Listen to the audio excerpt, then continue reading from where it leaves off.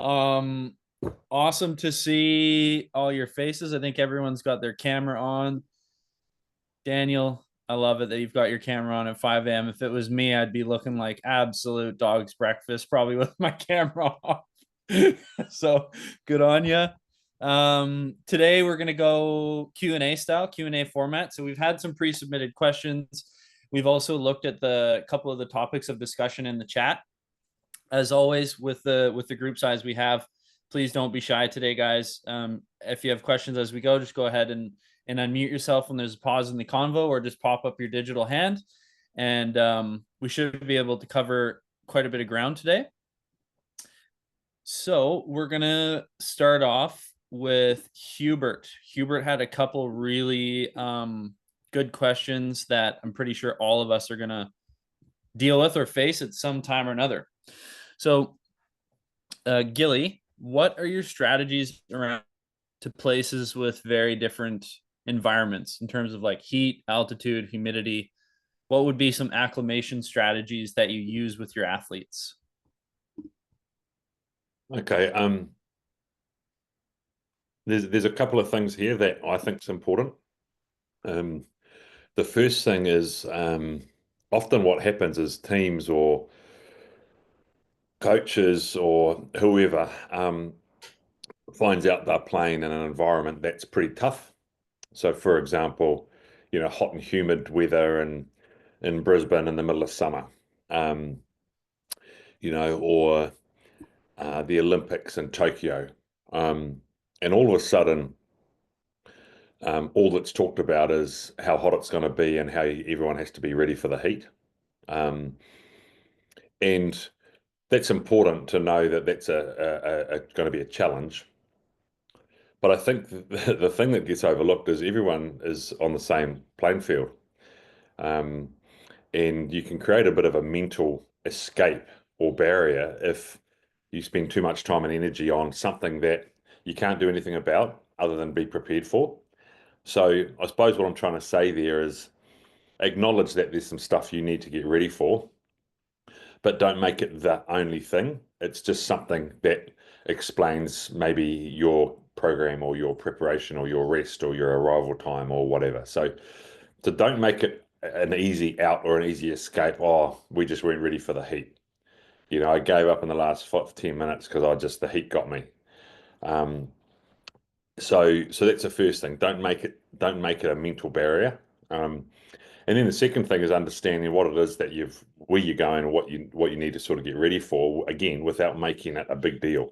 And to give you an example, um, we've got a new doctor on board, and he's going to want to walk up and down the plane, keeping people awake, um, to get ready to hit the new time zone. Okay, and so when we talk about that as a group, he'll be told pretty clearly that we're not going to do that. And the reason for that is because um, we know one of the most important recovery strategies is what? What's one of the most important thing our body needs to be ready for whatever it is we're going to throw at it? Sleep. Sleep. Sleep. Okay, so if people want and need to sleep, you let them sleep. Okay, and we won't be treating our athletes like babies. We will be telling them when they should be trying to adapt to time zones and time shifts, and we'll be structuring our days to tick that box. So they don't even have to think. They don't even know that's why they're up playing cards at 9:30 at night in South Africa.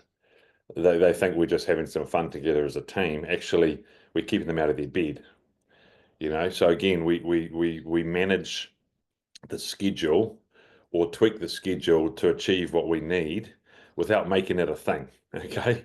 Um, and if young athletes need to sleep, they need to sleep. Um, and we've got a week to get to bank some sleep. Um, so I suppose let's deal with a couple of things.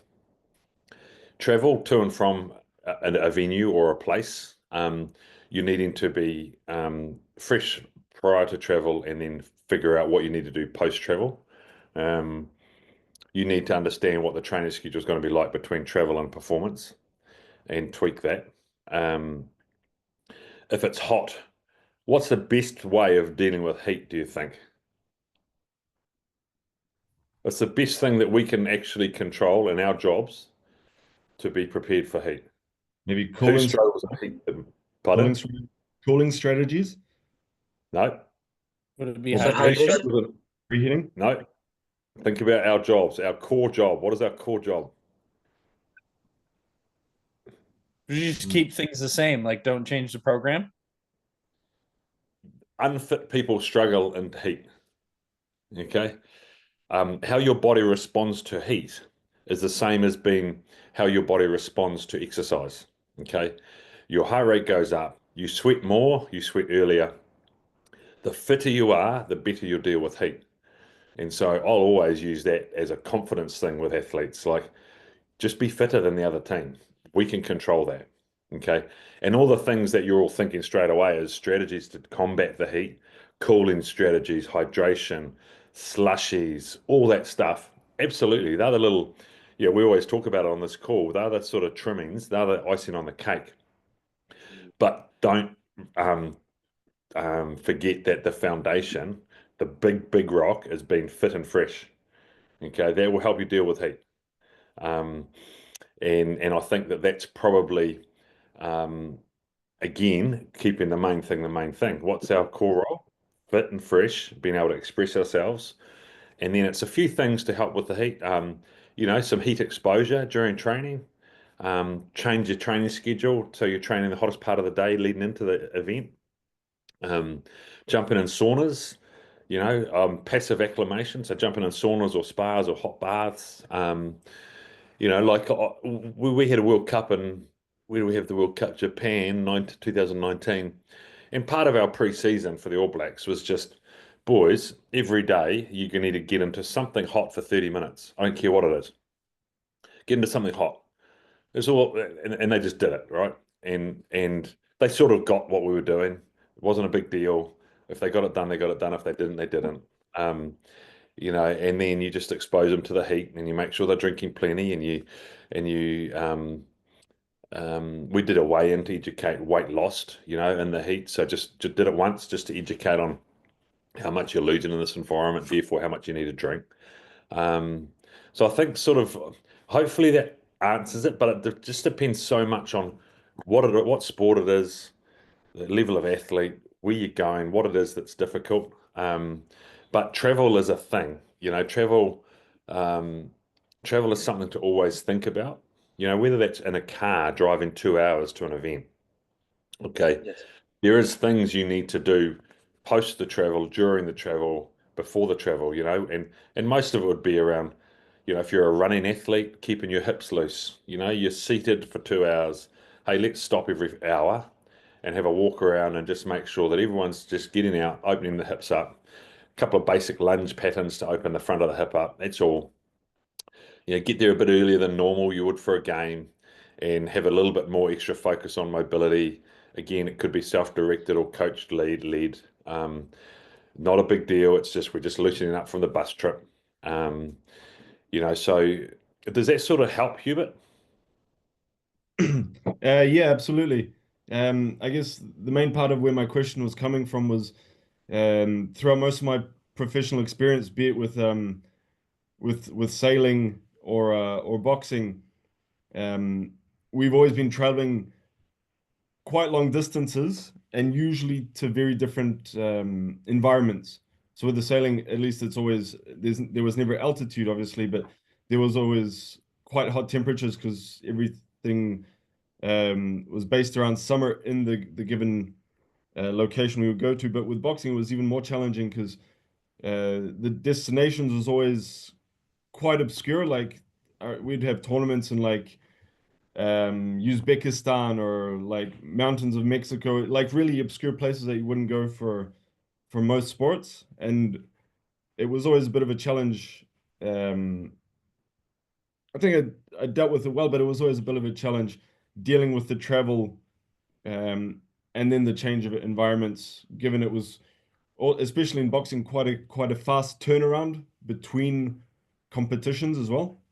So um, but yeah, again, with experience, you know, I picked up little tricks here and there, and um, I think got a much better idea. But I just wanted to, again, to hear your take on it. I think I Yeah, got a like little things that we've developed over time is, like we have if we travel a long way, so if we travel 30 hours after a game, right? You can imagine the state of the athletes on arrival, Mm, um, tired, sore, time shift. And we just have little things, like the first session of the week we'll have I call it a post-travel loosen up, and it'll just be a little bit more focus on some mobility and movement than normal. It'll be lighter load on the bars than normal. Um, when you lose sleep because of time zones and things or bad travel schedules, you sort of often you can feel quite good when you first have the lack of sleep. And I don't know if you guys sort of understand what I'm talking about, but like if I have an all-nighter working, for example, I can feel all right the next day, but like 2 or 3 days later, it catches up with me. And athletes are no different. You can actually, if you're traveling with, international travel with time zones and sleep deprivation, you can actually feel pretty good for a couple of days. But all of a sudden, the event comes along 7 days later, and everyone's eyes are hanging out of their head. And so, mistakes I've made in the past is of when people have felt good, we've trained hard, and then you're adding, not only are you adding lack of sleep and time zone shift, you're adding a training stimulus that's hard. So then 3 or 4 days later, when everything catches up with it, with the body, you're fatigued from the training, you're fatigued from no sleep, double-edged sword, you're no good. And so you sort of need to predict how the group's going to feel and be okay that you're having to pull back a little bit in some areas. Hence why I said the thing we can make sure we are ahead of travel and schedules and difficult places is we just got to be fitter and more prepared when we start the travel than anyone else, which is what our jobs are, right? Let's be in the best shape possible when we get on that plane or get on that bus, and then make sure that we make some good decisions around how I always talk about undoing the travel, undoing it, like undoing the damage it's done or the impact it's had on the body. Um, more emphasis on getting in the water, more emphasis on hot colds, legs up, stretching, unloaded movement, but quality movement, all those sorts of things. So um, that's interesting. Some of the places you go to, Hubert, like that would be challenging. And I think the quick turnarounds, we sort of have quick turnarounds as an international rugby team, but gee, there's sports out there the NBA. They're playing 2, 3 games a week with big travel, um, and they just do it. They just and they're huge people. And I know they have luxury jets, and it's probably all everything's laid on, I'm sure. But the fact of the matter is, they're still playing, every 2 or 3 days, still traveling between games late at night. Um, and you see what they can do that day in, day out. So a lot of it's about habits and routines.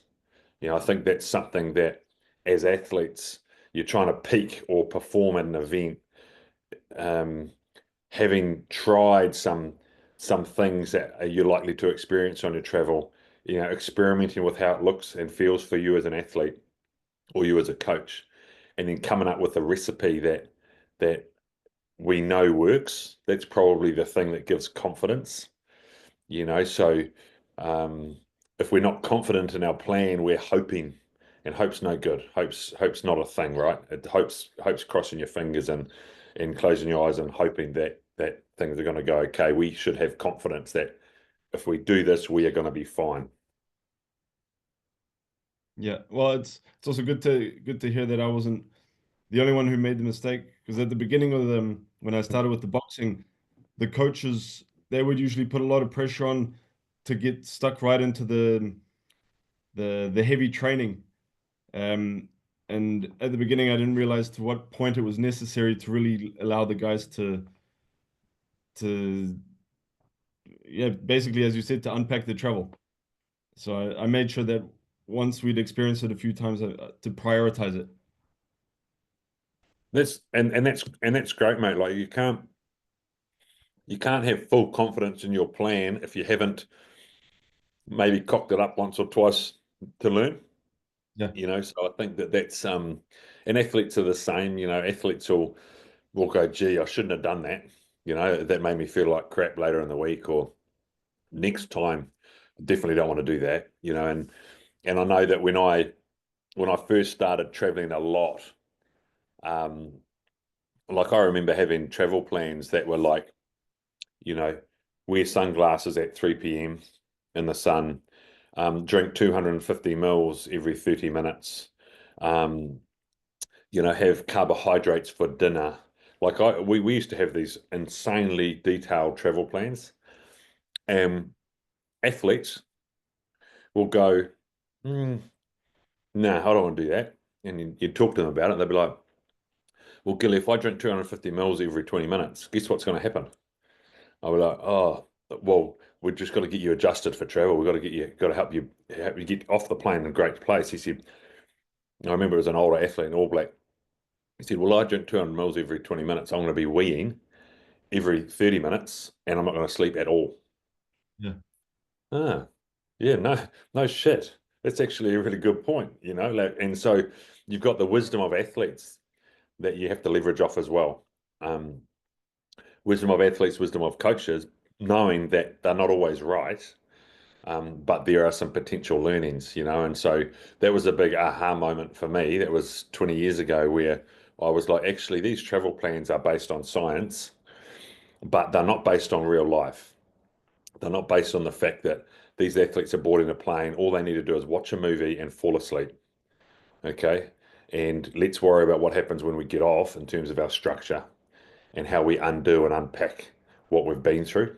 And touch wood, we've had great success when we've traveled. We have self-reliant athletes that the schedule helps bring bring to the performance come Saturday. Good question. Awesome. Yeah. It really separates, means you have to focus on separating the theory from the practice. Oh yeah. Cheers, Gilly. Sweet. As we go, guys, if you have any more questions on that, please pop it in the chat. So let's go to Andy. Andy had a really good point of discussion in the group. How do you guys track your players or athletes when you're not in a formal S&C setup? Obviously, testing will reveal all, but this is not a tracking mechanism.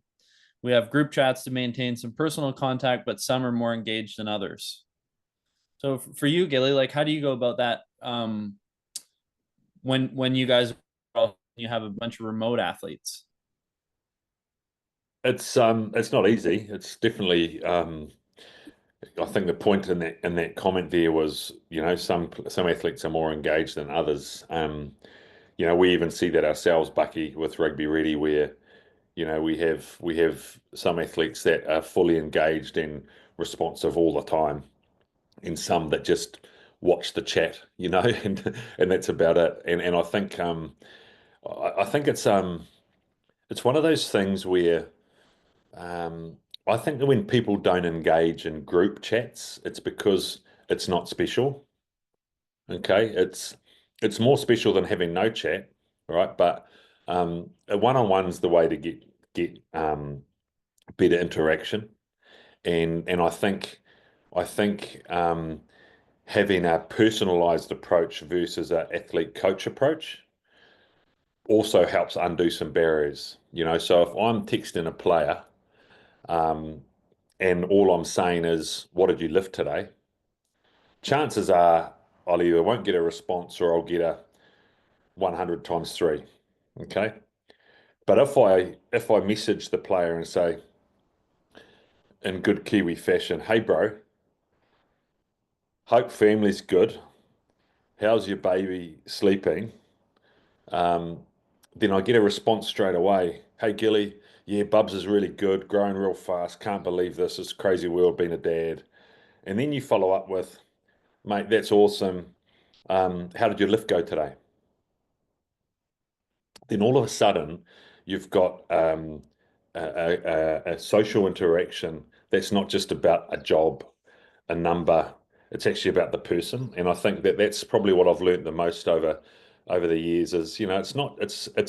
I mean, I actually genuinely care too. This isn't my strategy. I think it's got to be more than just numbers, and you want someone to work hard. You sort of, and you want to be able to challenge people. You want to be able to be honest, and you want people to be vulnerable. So you got to sort of develop relationships, and I think that staying in touch with people is key. And it doesn't always work. There's always individuals out there that'll just be like, you know, I'll respond in a few days when I can be bothered, sort of thing. So I think there's just the connection point around a message. Okay, there's your group chats. I think an example of group chats working and not working is if you've got a whole team chat or a whole group chat versus small group chats. Maybe you've got a group that is trying to be faster. So you've got a speed group. All of a sudden, that's a little bit more special than a team group. There's five of us on this line or on this group, and we're just trying to get fast. So you've got sort of a smaller group, a bit more intimate. Hey, you might have more success.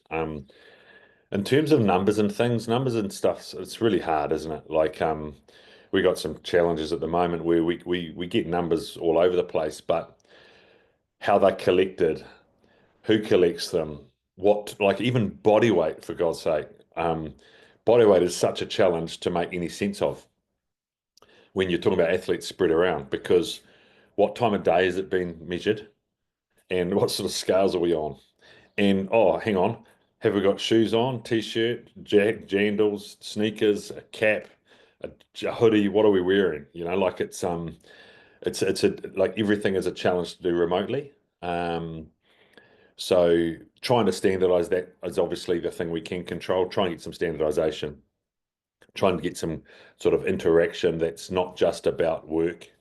Um, and yeah, I suppose prioritize what's most important for you to know about.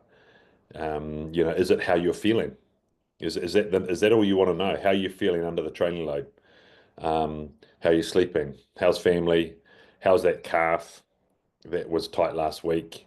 Um, yeah, I think, and it takes a bit of time, doesn't it? Like the thing with a group message is it's easy and convenient and efficient, but it's not very effective. And so if I've got a team or a group of athletes and I'm trying to be effective, it might take me 2 hours to message everyone individually. And then for the rest of the day, you're getting pings that you have to respond to. So all of a sudden, it's a full day of messaging a group, but it's more effective than if I just sent one group message out. Um, might be quicker and easier for me, but that's why it's not very effective. Okay. Don't know if that helps, team, but Hey, Andy, and that helps a lot. And Andy, depending upon the group size as well, and how many hours you have available to you in the day, you can also chunk it out, right? So let's say, just as an example, if you had 30 athletes, you might want to do, say, give yourself a daily target. Well, I'm going to do one really good contact point for every person in the group. So what's 30 divided by 5? Okay, sweet. That's how many people that I'm going to message a day and have those like one-on-one touch points. Is that something that you've tried before?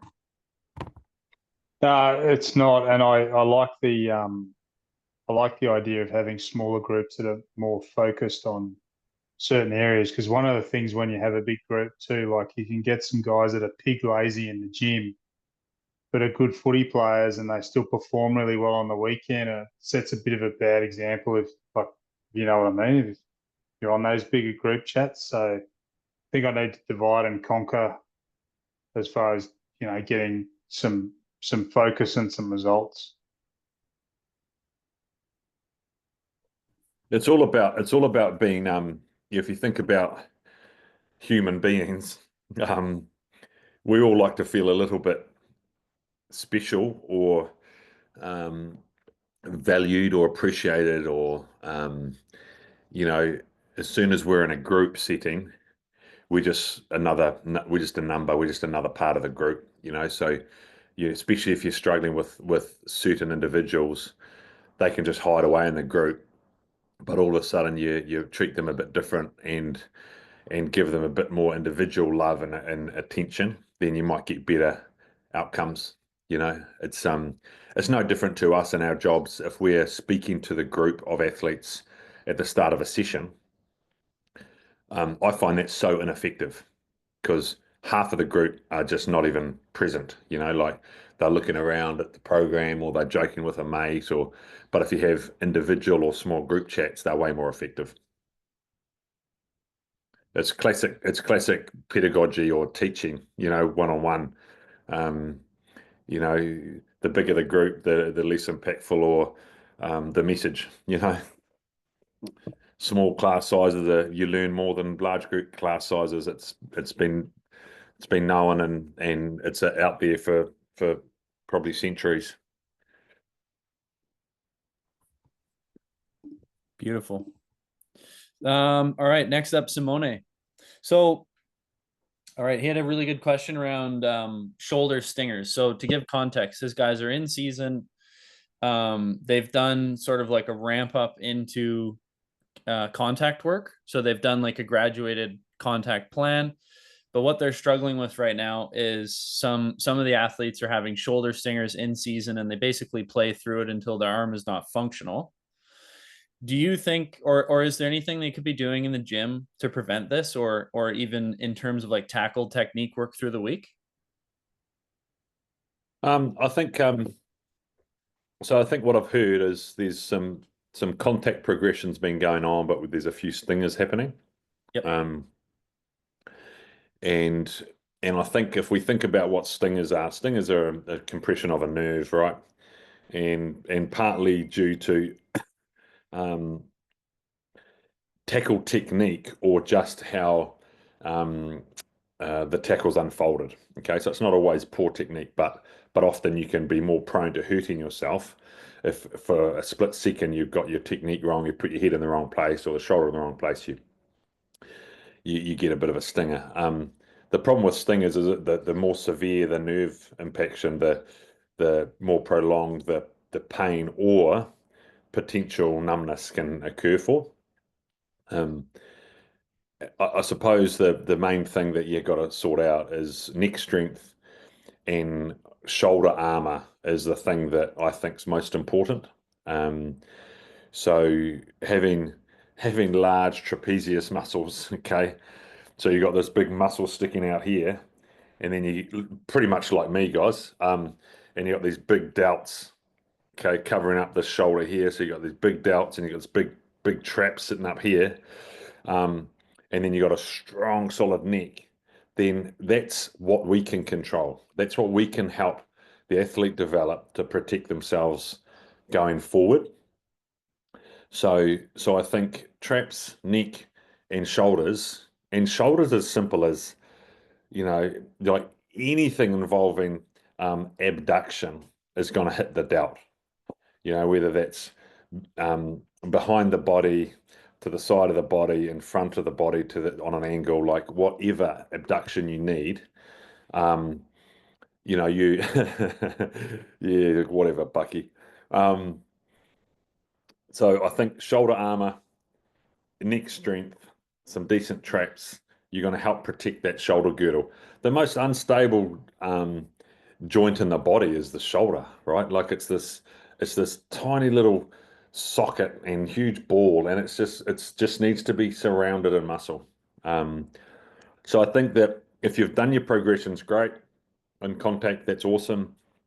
If there's a few shoulders sitting around that are niggling around, all you can do is control how you get stronger and bigger, okay, around that joint to enable you to hit with almost muscular pads as opposed to exposed bone and ligament, bone tendon and nerve. Does that make sense, team? Yeah, absolutely. And Simone, while you're here on the live, do you have any questions at all around like program design, like how you could integrate that into your in-season week, or are you pretty comfortable with that? If I'm curious about those ideas as well. Yeah, definitely. As we discussed in previous Q&A, and we talk about how an individualized program, it's the most individualized the program, the better it is. So yeah, in my environment is obviously a little bit harder in terms of I have no control on the boys in the gym because I program for them, and I try to track them through the app. For those they are following my program, others they're part of an academy or they have their own private online plan bought already and all these kind of things. So I'm looking after only conditioning mainly. Yeah, no, definitely. I'm all ears about that. If you guys have any ideas or what you would you be doing in terms of that? Yes, definitely. I'm all ears. Yeah, so for me, I like to think about, I'll assess the program and look at the volume for the week first and foremost. Like how much are we actually working on the delts and traps this week? Where are the pulls in the program? And how much like overhead pressing are we doing? And keeping in mind that when you're doing an overhead press, generally, unless it's an Arnie or an Arnold press, you're pretty much working the anterior deltoid, right? So we're missing the whole rest of the shoulder. So I would assess my week first. And then I really like to use finishers at the end. So like I'll kind of give a range, two to four sets of a circuit fashion where we might do some form of a lateral raise, a face pull overhead, and then maybe some arm work, just because most guys are going to enjoy like that and actually do it. And then I'll sort of add just a little note like, okay, you can do 2 to 4 sets. Generally you're going to want to do higher rep work for those smaller muscle groups, 10, 12, 15 reps with a short rest period. If you're feeling great today, go for 4. If you're feeling kind of tired and sore, go for 2. And I would do that earlier in the week for me. And then just see if you can kind of add in a couple sprinklings throughout the week of some extra shoulder work. And it can even be as simple as changing some stimulus in your program too. Like if you notice, oh, you know what, I haven't really done any simple Olympic weightlifts for a while. Maybe that's how I can work on their traps. Get 2 birds stoned with some heavier pulls. Does that help? Yeah, no, definitely. I mean, that's basically like my idea. I'll always try to go through the main left and main things at the beginning, and then use the more like personalized finishers for some props they might need to do more neck work and just the end and shoulders and arms. Yeah, definitely. Yeah. I did when before we doing like years ago when we were doing our first programs, you just put up lots of arms work, and then you kind of once you advance in your studies, like, oh, it's no use of doing all these arms. They have to be faster and explosive and stronger, so that but then I kind of some way I probably kind of fall on the other side, like not totally neglecting them, but yeah, doing the least as possible, while it's as a this hypertrophy side of it is actually really important to keep them in the plan. Yeah, Totally. no, definitely helpful. Thank you. I think there's obviously lots of ways to skin a cat. I think it's a matter of little and often. So I don't think it's about blocks of work or a focus for any specific reason. Like anything we stop doing or stop programming for, we lose, right? But often if we do a little bit often, we'll either maintain or improve. And so for me, simple shoulder circuits with dumbbells as a warm up, with a bit of freedom in it. I've been doing it for a long time, but 3 different exercises, 3 rounds of 8 reps, takes about 90 seconds of 2 minutes, and you get this small little hypertrophy hit. Okay, but you're actually preparing the shoulder girdle for the key lifts you're about to do. So again, it's just there's so many variations to what you can do with dumbbells in the shoulder. I'd use that as a prep routine with a little bit of a hypertrophy hit. And things like neck, they're just superseded between your heavy lifts.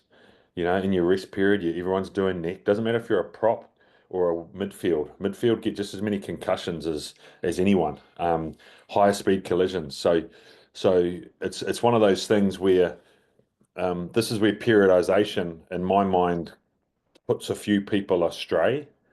Where we introduce blocks of things, because when you've got a focus for a block, that means that all the other things in theory aren't a focus.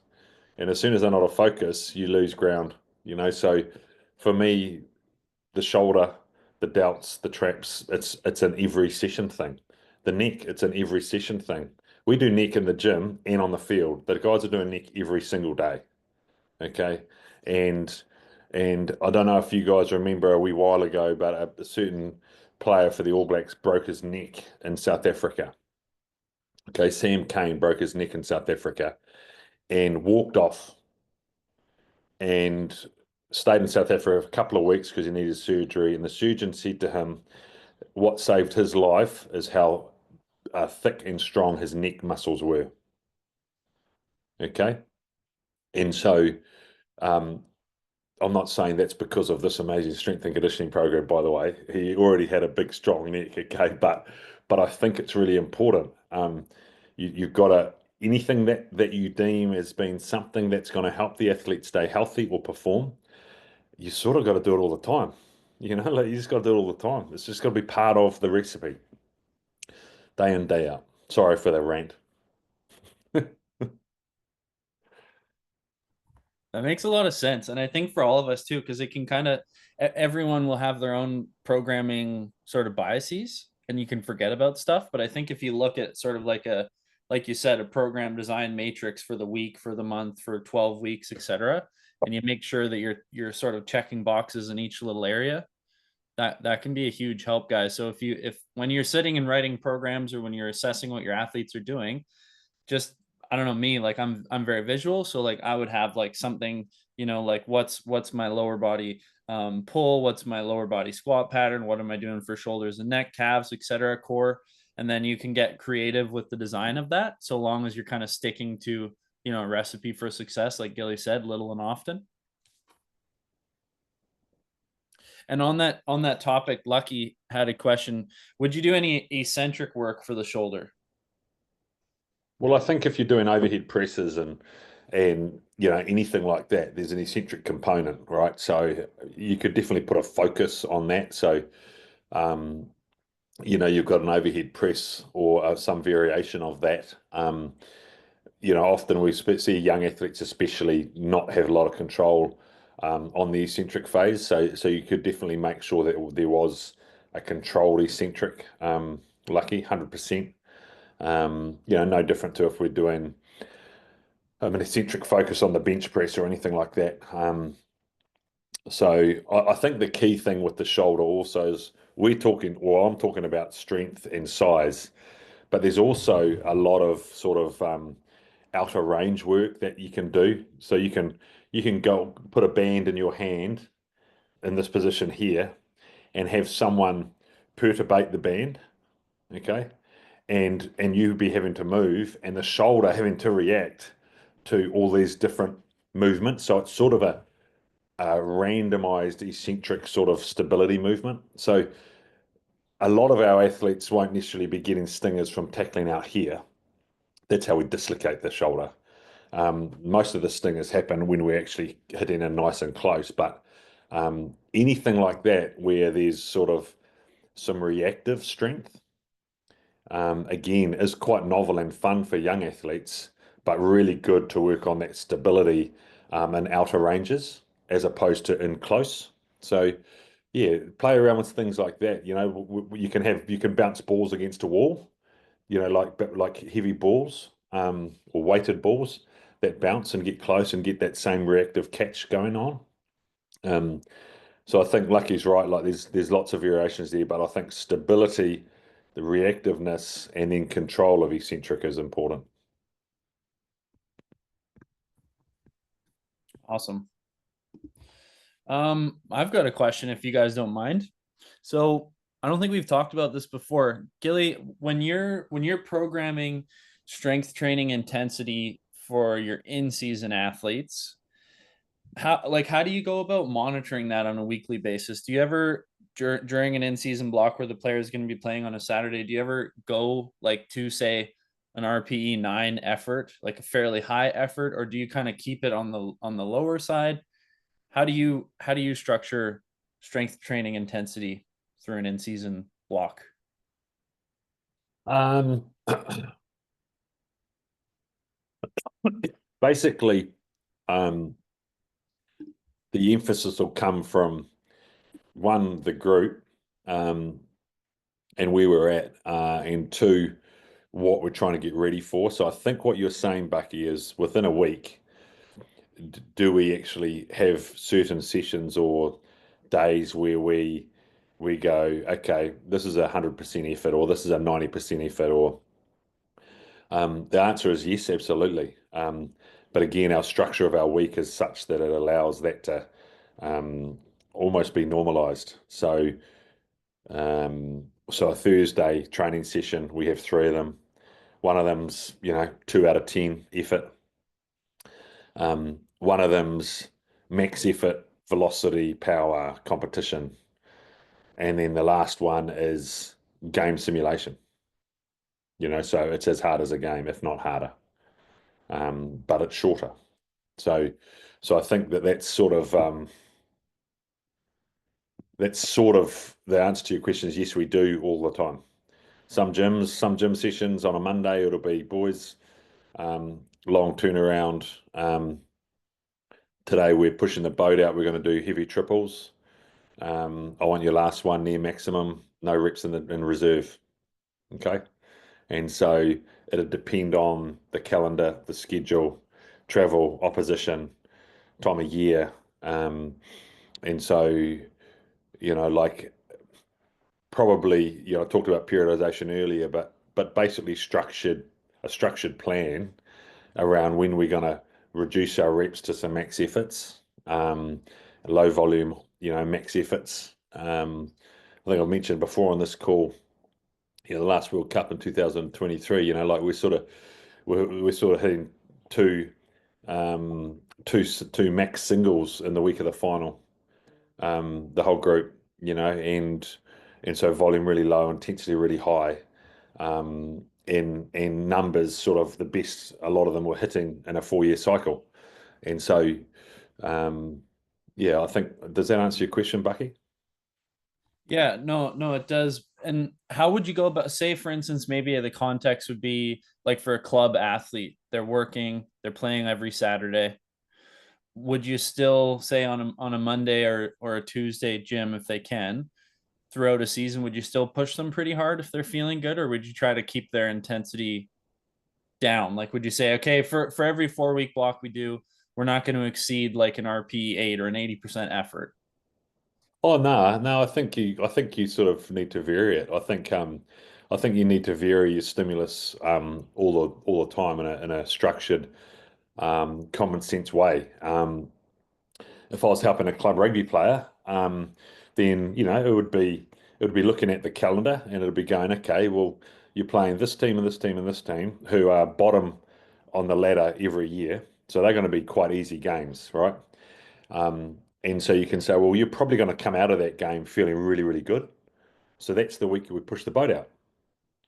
Okay, that's the week where we load up, because we know that from a recovery perspective, you're probably going to feel really good. Or leading into that week, you know that you're going to be okay going into that game a little bit fatigued.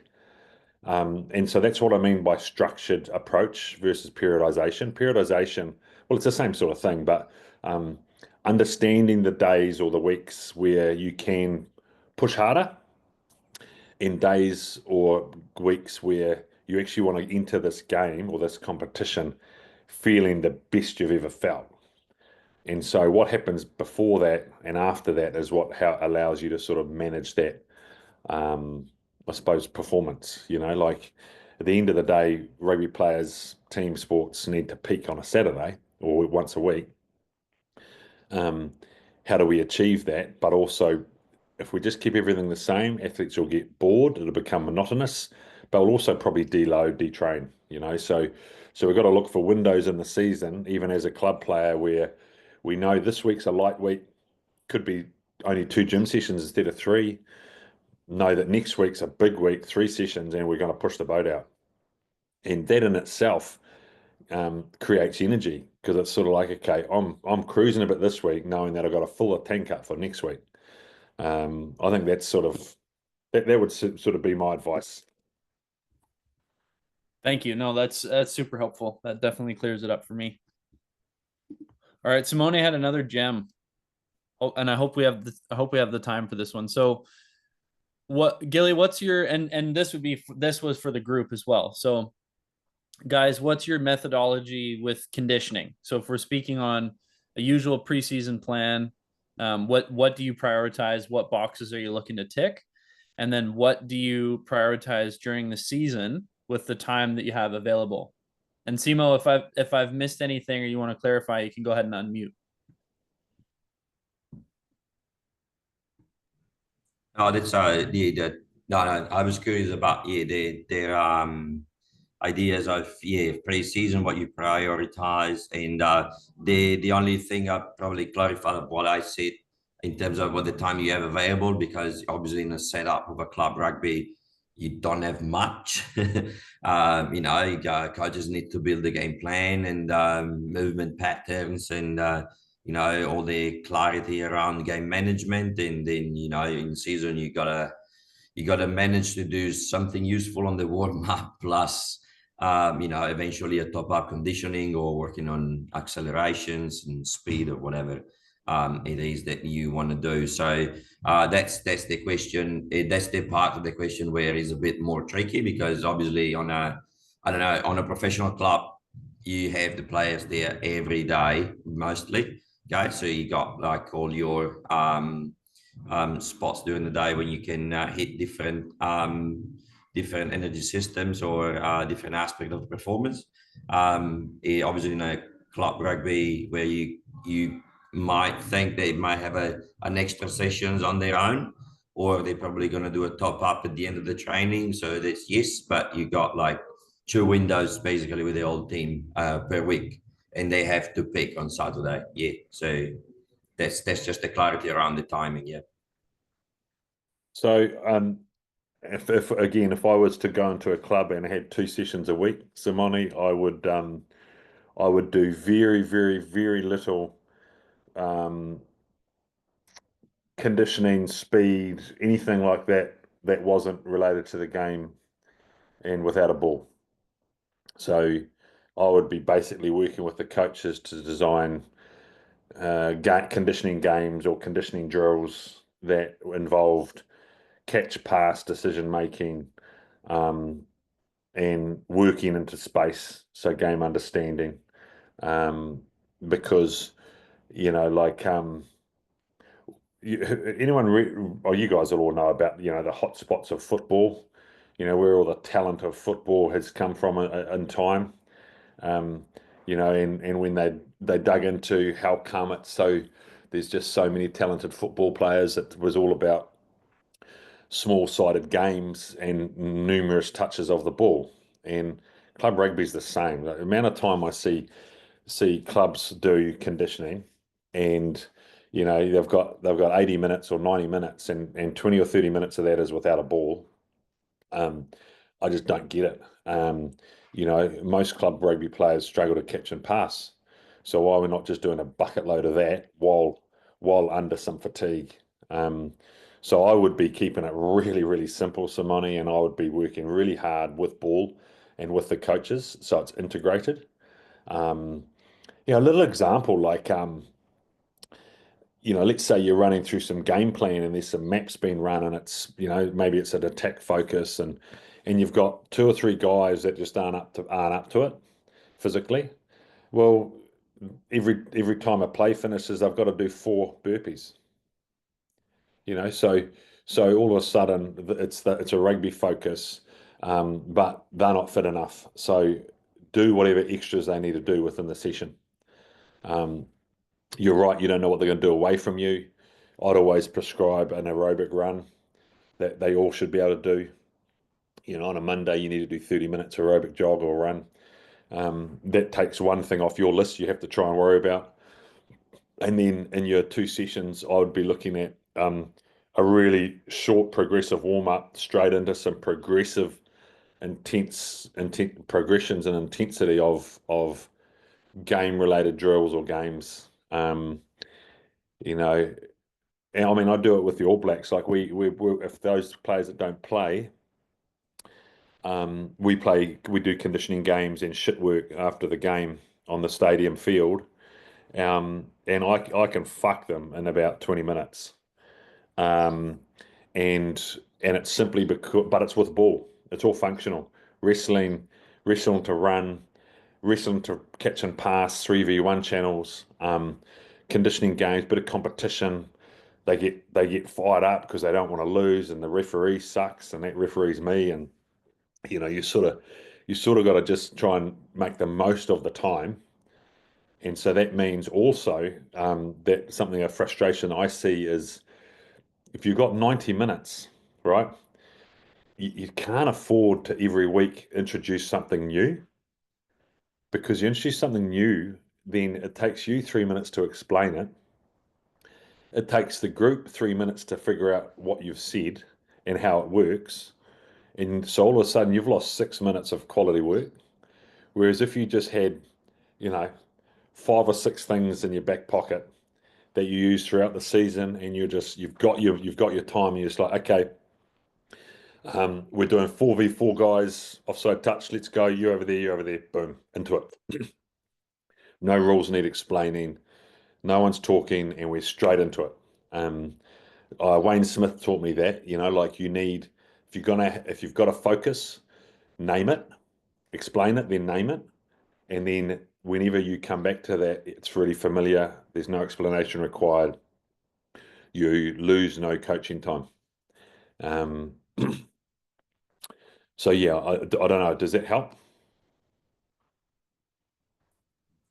Yeah, absolutely. Like, there's actually this is a very good point because I was one of my personal performance review from last year. I used to introduce a lot of new games, and you know, I had like fucking 20 minutes, and it took me like 7 minutes to me explain, and the players get it. And as you said before, you got like lots of people there. Half of them they're not listening. They get their game when he's almost done. And yeah, so it's definitely this year I decided to start with these games even in pre-season. So with different focuses, but they know already pretty much the few games that we are going around. So they know where to go and what's the purpose of the game. And I just change small things in it, which takes me like seconds to tell them and seconds for them to get. The say the only thing say I use pretty much the same thing for the very start of the season. There was like games with exercise in between when we stop and bring up the intensity like that. Um, but I did some in pre-season, especially some like row stuff, you know, just good 20 minutes of anaerobic running or resting and run, yes, but without Yeah, the ball. I would just. So that's good learnings. And what you can do instead of introducing new stuff, you just evolve what you've already done. So you start with, Mm. okay, same as last week, lads. Let's do this. But then all you're doing is saying, however, we're going to introduce another defender in the back of the channel, or every time you touch the ball, you got to do a burpee. You know, so you introduce something so you can still evolve it, but you're not losing your coaching time. Yeah. You know, you're actually getting the most out of the time you have available. But I would still be trying to figure out how to integrate rugby and the coaches so that it's not just a conditioning block, but it's actually about the game and the team. Mhm. Good work. Awesome. Awesome team. sweet questions as always. I love the thought that you guys put into these. It definitely, I think it's helping everyone in the group learn. Don't be shy in the WhatsApp. I can't remember who's up tomorrow, but one of you is up for a topic. So if you need a reminder, we can send you the list. We'll get that to you. I'm really enjoying that, and I think it was Simone or Daniel who recommended that. And guys, if you have any recommendations for like what you'd like to see in Coach's Corner, we're always happy to make this as awesome as possible. Gilly, thanks so much for your time today. I hope everyone got loads out of this, and we'll see you guys all again soon. Cheers, Gilly. See you, team. Go well, eh? Cheers, guys. Thank Great you. chat. Good work. See you.